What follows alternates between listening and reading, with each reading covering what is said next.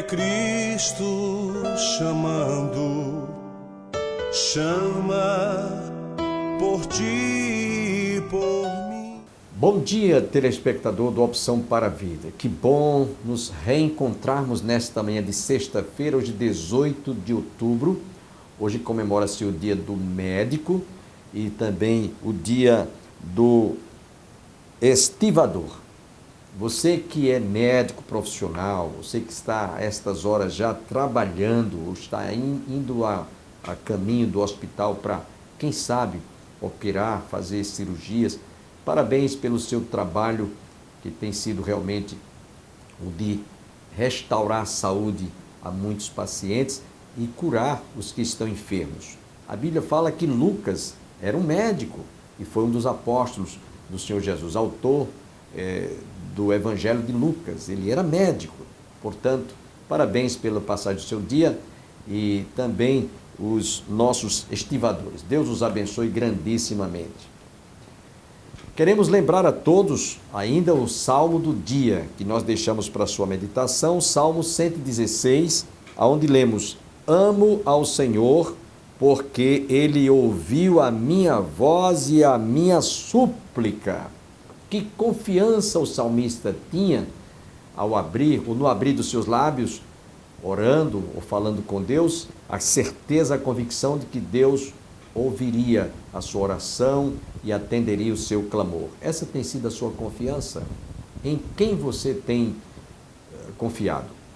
Você tem buscado o Deus único e verdadeiro? Ou você tem buscado ídolos que têm boca, mas não falam, têm olhos, mas não enxergam, têm ouvidos, mas não ouvem, têm boca, mas não falam, som nenhum lhe sai da garganta, têm pés, mas não andam, têm mãos, mas não apalpam? Tornem-se semelhante a eles os que o fazem e os que o adoram. Esse salmo, o salmista descreve aqueles que deixam de confiar em Deus, a exemplo do salmista no Salmo 116, e confiam em ídolos.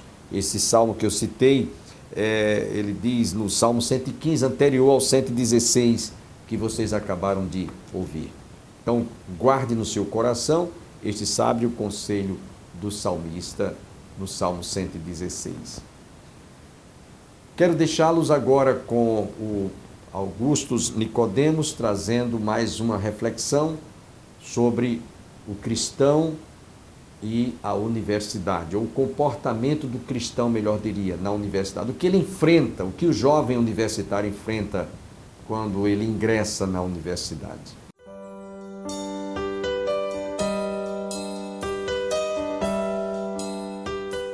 Aqui eu quero fazer uma citação do Harvey Cox. Harvey Cox, eu creio que ele é agnóstico, não é nem cristão, né? Ele escreveu um livro chamado Secular City, a cidade secular, onde ele fala do surgimento da democracia. Enquanto que muitos vão procurar o surgimento da democracia no sistema grego, das cidades gregas, o Harvey Cox, ele identificou a sociedade hebraica comandada por Moisés, quando do Êxodo, como o protótipo real da democracia. E o cara não é cristão, tá? Ele diz, na verdade, as bases da democracia, elas são encontradas ali. Ele menciona a sociedade hebraica comandada por Moisés e identifica como protótipo com base em duas coisas. Primeiro, a sociedade hebraica era baseada no pacto ou aliança entre Deus e os homens. Havia uma aliança, havia um compromisso, tanto da parte de Deus como dos homens, em manter uma sociedade que consistia na nação de Israel, que tinha suas leis, seus estatutos, tinha seus limites territoriais, tinha tudo mais. Era uma sociedade regida por um pacto, por uma aliança.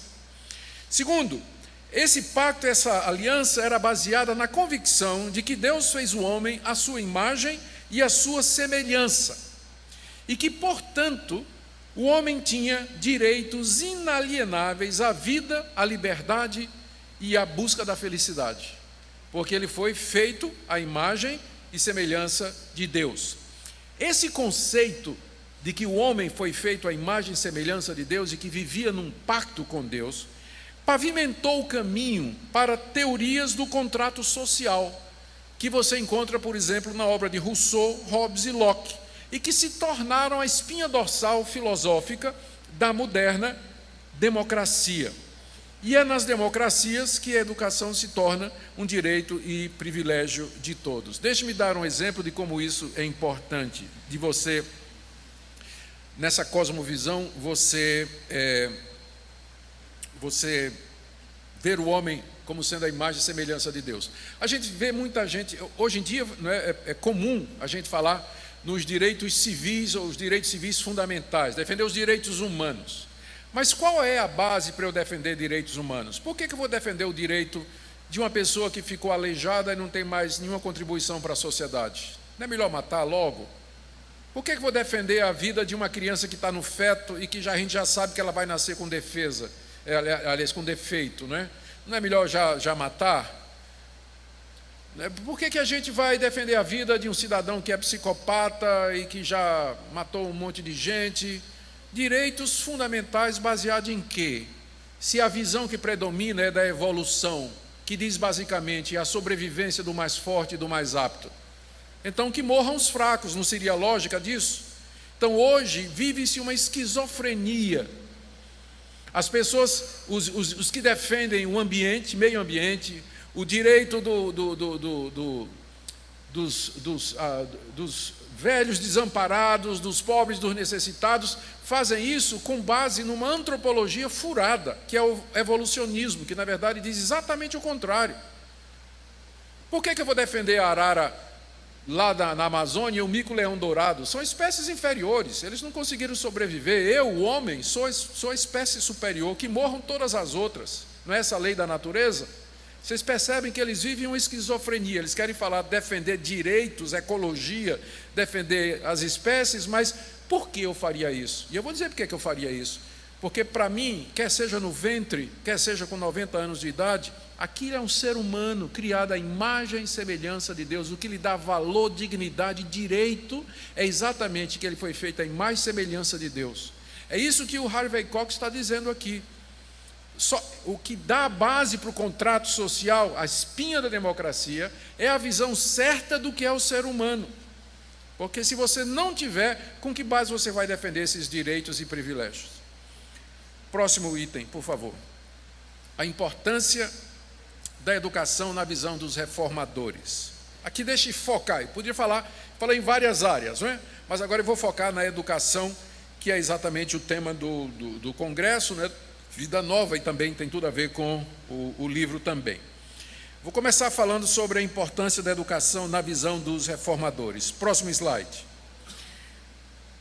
Logo que Martinho Lutero viu o seu movimento crescer e ganhar corpo, ele entendeu que era preciso fazer algumas coisas para que a reforma protestante de fato progredisse. Na providência de Deus, pouco antes de Martinho Lutero fixar as 95 teses lá na porta do castelo de Wittenberg, Gutenberg inventou a imprensa. Se a imprensa não tivesse sido inventada antes de Lutero pregar as 95 teses na porta do castelo de Wittenberg, elas estariam pregadas até hoje lá e ninguém teria tomado conhecimento. Lutero panfletou a Europa toda. Ele se valeu. O primeiro livro que Gutenberg produziu foi exatamente uma Bíblia. Foi o primeiro livro impresso. Lutero usou a imprensa recém-descoberta para panfletar a Europa toda com suas ideias, seus tratos, seus sermões e tudo mais. Mas a questão é, quem ia ler? O analfabetismo naquela época era muito grande. De que valia Lutero estar traduzindo a Bíblia do grego, hebraico e aramaico para o alemão, que era a língua do povo, da sua nação, se ninguém sabia ler? Então Lutero percebeu de imediato que, junto com o avanço do cristianismo, era necessário educar o povo, para que o povo pudesse ter acesso por si só às escrituras sagradas.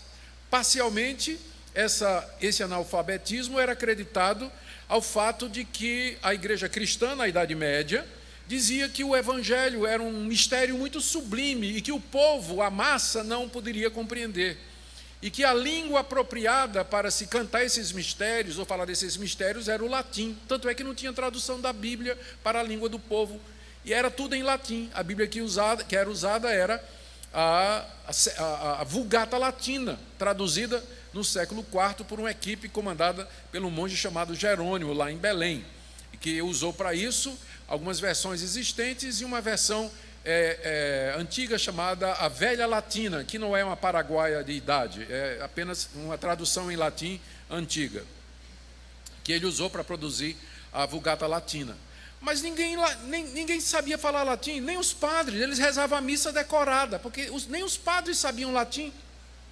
E agora, de que adiantava traduzir a Bíblia, panfletar as 95 teses? E então Lutero começou a investir pesado em escolas. Escolas, tem que dar escolas. A educação era só para filho de nobre. Começa então as primeiras escolas. Isso aqui é um trecho de uma carta que Lutero mandou aos conselhos de todas as cidades da Alemanha para que criem e mantenham escolas cristãs, porque o alvo de Lutero era não somente ensinar o evangelho, mas dar uma educação geral também. Em 1524 ele disse, a reforma foi em 1517, aqui, 7 anos depois, você tem Lutero dizendo: em minha opinião, nenhum pecado exterior pesa tanto sobre o mundo perante Deus, e nenhum merece maior castigo do que justamente o pecado que cometemos contra as crianças quando não as educamos. Para ensinar e educar bem as crianças, precisa-se de gente especializada. Lutero já estava chamando de pecado não educar as crianças, não alfabetizá-las e não introduzi-las ao conhecimento. Lembrando que na época dele, o índice de gente analfabeta era estratosférico. Deixe-me citar aqui também João Calvino. Por favor, próximo slide. Calvino, o próprio Calvino, ele foi um humanista, ou seja, era uma pessoa, filho de nobres, família rica. Ele teve a oportunidade de estudar em Paris. Ele estudou letras, estudou direito a pedido do pai. 18 anos ele fez o seu mestrado. Estudou direito em Orleans e o doutorado em 1532. A essa altura a reforma protestante já estava em andamento. E foi nessa época que ele publicou seu primeiro livro. Na verdade foi um ensaio sobre Sêneca, por enquanto não era nada de teologia. Ele era um profundo conhecedor de direito, teologia, filosofia, pais da igreja, citava livremente os clássicos e falava latim, grego e hebraico. Esse era Calvino. E Calvino estava preocupado também com a mesma coisa que Lutero estava. Próximo ponto aí. Eu vou tentar resumir aqui o pensamento de Calvino sobre como ele via a educação e por que ele estava preocupado e de que maneira a educação deveria ser levada. Próximo slide, por favor. Não, aí mesmo, deixa nesse aí. Agora, primeiro ponto aqui, é o título aí. Calvino fazia a distinção entre sagrado e profano. Aliás, ele não fazia distinção entre sagrado e profano. Todo conhecimento é de Deus, não importa na boca de quem esteja. Não importa na boca. Todo conhecimento verdadeiro, toda verdade é de Deus, não importa na boca de quem esteja. Se o diabo falar uma verdade, é a verdade de Deus. Então, isso deu essa visão de que você pode ler outra coisa. Você pode pesquisar autores que não sejam exatamente reformados, que não seguiam a linha protestante. Então, com isso, Calvino queria incentivar as pessoas a ler os clássicos, ler os filósofos, ler os poetas, ler os livros os pais da igreja patrística. Ele tinha essa visão, uma vez que para ele não há essa diferença entre profano e sagrado. Tudo é de Deus. Tudo que é bom procede de Deus. E não são somente os protestantes e os cristãos que podem produzir coisa boa. Gente que não teme a Deus, que não conhece a Deus, que nem acredita em Deus, é capaz de fazer descobertas científicas, escrever boa literatura, produzir música belíssima. Então, ele tinha essa visão que ele mais tarde vai chamar como sendo o resultado da graça comum. A graça que Deus derrama sobre todo o mundo, independentemente se a pessoa é crente ou descrente. Deus agracia pessoas com dons, com habilidades e capacidades, mesmo que estas pessoas não sejam tementes a eles e não creem neles. É óbvio, não foi somente cristão que fizeram as maiores descobertas científicas e tecnológicas que hoje nós desfrutamos, não é? Pessoas que nem acreditam em Deus eles fizeram descobertas extraordinárias das quais os cristãos se beneficiam. Então, mas esse ponto era novidade na época que a reforma começou. Então, Calvino insistiu nisso, não tem distinção entre sagrado e profano. Tudo que é bom, tudo que é útil, tudo que é verdadeiro, tudo que é certo, tudo isso provém de Deus, que a todos concede dons e talentos gratuitamente por amor da sua criação. Agora sim, o próximo ponto, revelação natural. Calvino entendia, portanto, que nós podemos aprender também das coisas da natureza, não somente o conhecimento teológico, como também podemos aprender das artes, das ciências e da história. Tudo vem de Deus e é útil para aperfeiçoar o ser humano na sua vocação de viver para a glória de Deus em qualquer profissão no mundo. Pouco depois de Calvino, os reformados começaram a falar nos 2 livros da revelação. A Bíblia era o livro da revelação especial, onde você encontra ali o caminho pelo qual o homem é justificado diante de Deus, e somente ali você encontra isso, e o livro da revelação natural. Não pode haver contradição entre os 2 livros, não pode haver contradição entre a natureza e a Bíblia, porque Deus é o autor de ambos, Deus está por detrás de ambos. Então, essa era a perspectiva que animava Calvino a dizer aos seus discípulos da necessidade de educar-se, de estudar a natureza e de aventurar-se e aprofundar-se no conhecimento do próprio homem e da realidade que está ao seu redor. Ou seja, Deus ornou pelo Espírito Santo todos os homens indistintamente da sua fé e crença. Por isso se poderia aprender, inclusive, de autores profanos. E aí, como eu disse, ele recomenda o estudo dos clássicos, desde tratados políticos e filosóficos até retóricos. Esse ponto aqui, também é importante lembrar, ele reflete a crença de Calvino e dos reformadores, de que a natureza é uma manifestação do próprio Deus. Isso está muito claro em Romanos capítulo 1. Está dizendo lá que aquilo que se pode conhecer de Deus, Deus manifestou através das coisas criadas. O seu eterno poder e a sua divindade claramente se conhecem através daquilo que foi criado, de maneira que os homens são indesculpáveis. Ninguém pode dizer que não tem um certo conhecimento de Deus ou dizer que não sabia que Deus existia, porque a própria natureza dá evidências e dá provas disso. Então, essa era a crença que estava por detrás do pensamento de João Calvino. O próximo item é o slide sobre o senhorio de Cristo. Um outro princípio que norteava esse pensamento do reformador era que o Cristo vivo e exaltado, ele era Senhor de todo o universo. Por exemplo, os milagres que Cristo fez, como acalmar a tempestade ou transformar água em vinho, isso tudo demonstrava essa realidade de que Cristo era Senhor de toda a natureza. Portanto, essa obra da restauração que Cristo veio fazer quando encarnou e se tornou um de nós, não se limita apenas em nos dar vida nova e perdão de pecados, mas abrange a restauração de todo o universo, o que inclui a sua ordem social e econômica. Dessa forma, a atenção de Calvino, como pastor e mestre, se estendeu para além das questões individuais e espirituais, porque se Cristo era Senhor de toda a existência humana, era dever da igreja dar atenção às questões sociais e políticas que incluía a educação. E aqui, Calvino colocou em prática o que ele acreditou.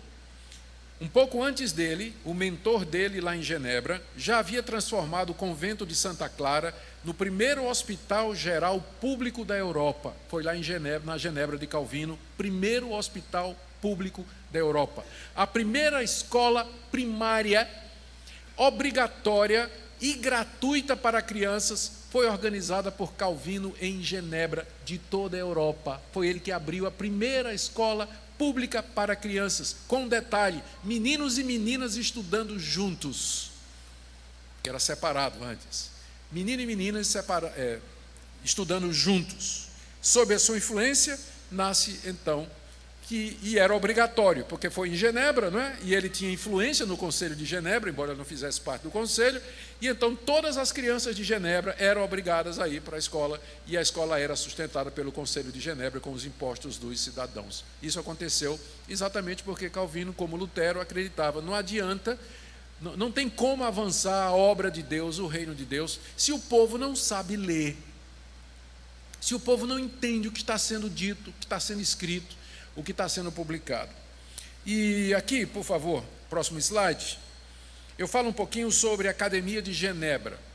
A Academia de Genebra foi fundada por Calvino nessa cidade, exatamente com o propósito de educar e preparar toda uma geração para servir a Deus.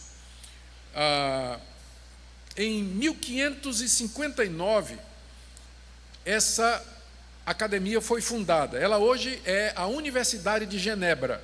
Ela foi fundada como academia e Calvino queria transformar na universidade, mas o Conselho de Genebra diz: Calvino não tem dinheiro para isso. Então ele ficou só na academia. Começava com ensino elementar de leitura, de escrita, até um curso mais adiantado que incluía retórica, música, lógica e latim. Muito parecido com o currículo de hoje, né? Muito parecido com o currículo de hoje. Então, era um currículo de alto nível. Tinha até um dito que os meninos de Genebra falavam latim melhor do que os alunos da Sorbonne em Paris, que era a Universidade de Ponta de Paris.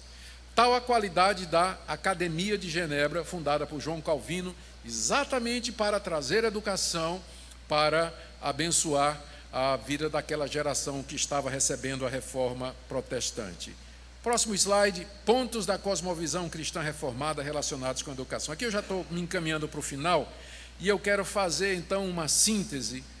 Então, o que seria então que elementos do cristianismo funcionariam como pressupostos para uma integração entre fé cristã e academia, todas as áreas do conhecimento?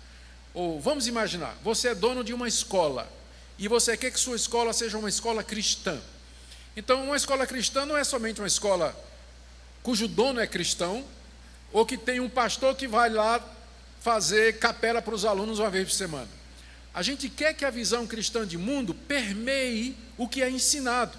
Então, na hora de ensinar biologia, química, física, história especialmente a área de humanas, que está muito influenciada pelo marxismo cultural, então a perspectiva cristã faria toda a diferença. Então, de que maneira, que pressupostos, então, poderiam estar por detrás na elaboração de um currículo cristão, por exemplo, para uma escola ou para uma universidade? A universidade já é mais difícil, que o MEC freia mais, mas a nível de escola é possível se for particular. Se for pública, não tem solução. Então, vamos lá. Primeiro conceito, Bíblia. Muito embora a Bíblia não seja um livro de ciência, nem tenha linguagem científica, ela nos fornece informações corretas sobre nós, nosso mundo e sobre o nosso relacionamento com o Criador. A fé cristã confessa que as escrituras do Antigo e do Novo Testamento são inspiradas por Deus e, portanto, a sua revelação para a humanidade. Reconhece que Deus se revela como Criador através da sua imagem em nós, na natureza e também nas escrituras. O mundo que nos cerca é um testemunho vivo da divindade, poder e sabedoria de Deus, muito mais do que o resultado de milhões de anos de uma evolução cega. Entretanto, é através da sua revelação especial, a Bíblia, que Deus nos faz saber acerca de nós mesmos, a respeito dele e a respeito do mundo que nos cerca e dos planos que ele tem a nosso respeito. E, por isso, nós dizemos que, embora a Bíblia não seja um livro de ciências, nem tenha linguagem científica, nos dá informações corretas sobre o nosso mundo. Esse ponto aqui é muito importante. Calvino estava presente quando teve aquele debate famoso com Galileu Galilei a respeito do sistema solar, se ele era heliocêntrico ou geocêntrico. E a Igreja Católica, ela insistia, baseada na Bíblia, a Bíblia dizia assim, que a Bíblia diz que o Sol nasce numa extremidade do céu, percorre toda a sua extensão e se põe na outra. Então a Igreja Católica dizia que a Terra era fixa e que o Sol girava em torno dela, não é verdade? Inclusive até no livro de de Josué, está dito que Josué orou e o sol parou. Então, a Igreja Católica diz, não, a Bíblia está dizendo que a terra é fixa, quem se mexe é o céu. Mas Galileu dizia, não, mas as minhas observações estão mostrando de que é o contrário, é que a terra é que se move ao redor do sol. Quando essa disputa chegou a João Calvino, qual foi a solução de Calvino? Isso foi mais ou menos na época, um pouco depois. A palavra de Calvino nessa disputa foi que a linguagem da Bíblia é uma linguagem da acomodação ou do observador. Ela não se propõe a descrever os fenômenos naturais em linguagem científica. Então, para quem está na terra, quem se mexe de fato é o sol. E essa é a linguagem que Deus usa, a linguagem do observador. E até o dia de hoje, essa é a linguagem que a gente usa. O homem moderno, sabendo que o sistema é heliocêntrico, ainda assim diz o sol nasceu. Você não diz o sol nasceu? Está errado cientificamente, não está? Porque você está pressupondo que a Terra é fixa e que o Sol é que nasceu. Mas é a linguagem do observador. Essa é a linguagem que a Bíblia usa quando ela descreve os fenômenos naturais. Então, pegar passagens como essa e dizer os autores da Bíblia são ignorantes, ou então a Bíblia é um livro que é anticientífico, é deslealdade, né? É ignorar literatura e gênero literário. A Bíblia não é um livro de ciência. Muito embora as informações que ela nos forneçam sobre a natureza, elas estão corretas. Então, essa era a visão de Calvino, a importância da Bíblia. Você aprende no livro da natureza, sobre a natureza, e a própria Bíblia também nos dá informações a respeito disso. Vai à igreja mais próxima à sua casa, onde você mora, na sua cidade, no seu bairro, na sua rua, há um templo evangélico. Se você quiser nos visitar, a Igreja do Calvário está situada às margens do Açude Velho, confluência com o Parque da Criança, ali no início da Avenida Brasília. Nós temos escola dominical sempre aos domingos, às 9 horas, culto divino às 18 horas, às terças-feiras, culto de oração para a família, vá orar com a sua família, vem orar conosco. Às quintas-feiras nós temos estudo bíblico e aos sábados nós temos também o Departamento dos Soldados de Cristo, que é uma instituição que prepara jovens, adolescentes, para conhecer, através de exercícios físicos, através da banda de música marcial dos Soldados de Cristo.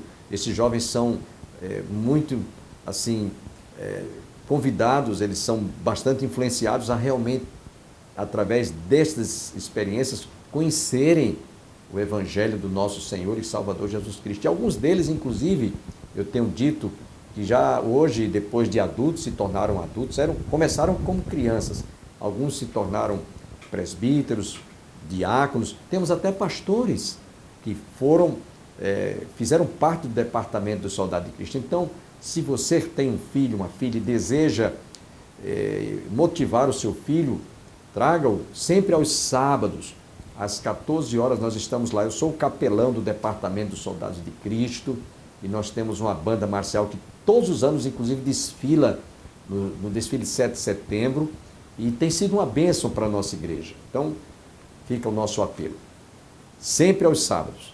Tenham todos um bom dia, um bom final de semana e até a próxima segunda-feira, se Deus assim nos permitir. Posso pensar nos meus planos, pros dias e anos que enfim. Tenho que neste mundo a minha vida envolver, mas plena paz não posso alcançar. Posso andar em caminhos que eu mesmo quis construir. Posso fazer o que quero, agradando só a mim, mas plena paz não posso alcançar. Há caminho que ao homem parece ser bom,